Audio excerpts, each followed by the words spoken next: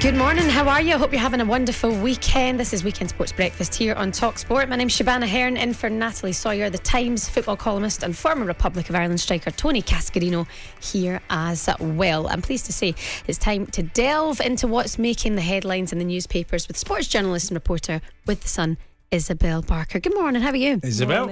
You're a breath of fresh air coming into the studio today. What do they usually smell coming in the door? But you're glam as well, so I like to see that at 7:20 in the morning. Going toe to toe with Alan Brazil on the glam levels. Exactly that.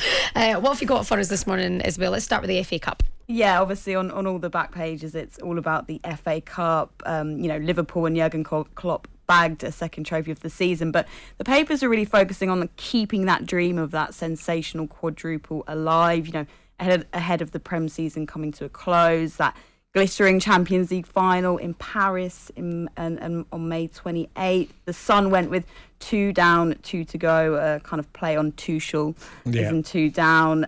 Cop KO Thomas to keep quad alive. Reds joy, but star trio pick up injuries. Obviously that victory came at a price for Liverpool. Looking ahead at the quad hopes, Red Stars Mo Salah, Van Dijk, Andy Robertson all picking up injuries, so that obviously affects the quad hopes. And Mail on Sunday went with quads still alive.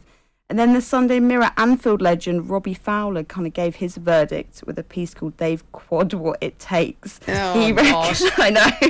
I know. Keep going. And he reckons they've shown immense character, incredible appetite, and indomitable spirit this season, and they are one of the greatest Liverpool teams of all time.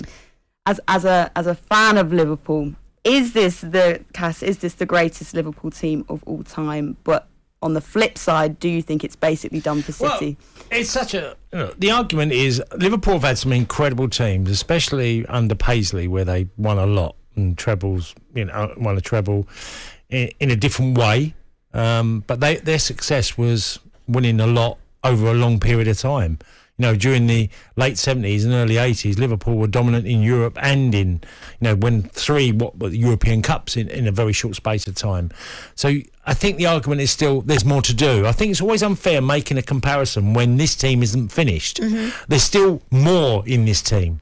So you could say, well, they're on the verge of being as good as the 80 or the late 70s, 80 teams of Liverpool, but they're not quite there yet. They're certainly the most pleasing on the eye. They're an incredible team to watch week by week. You're spoiled watching Liverpool. So I think they're on the verge of that. And if they can complete the treble, that stands alongside anything that Liverpool have done in the past. Yeah, I mean, it feels like Tony was just saying to us in the break there that, it's very unlikely now that they are going to get the quadruple. That we as journalists and press, we love the idea of that sporting achievement because it's so close to the end of the season, yet it's still so far with Manchester City not looking like they're going to slip.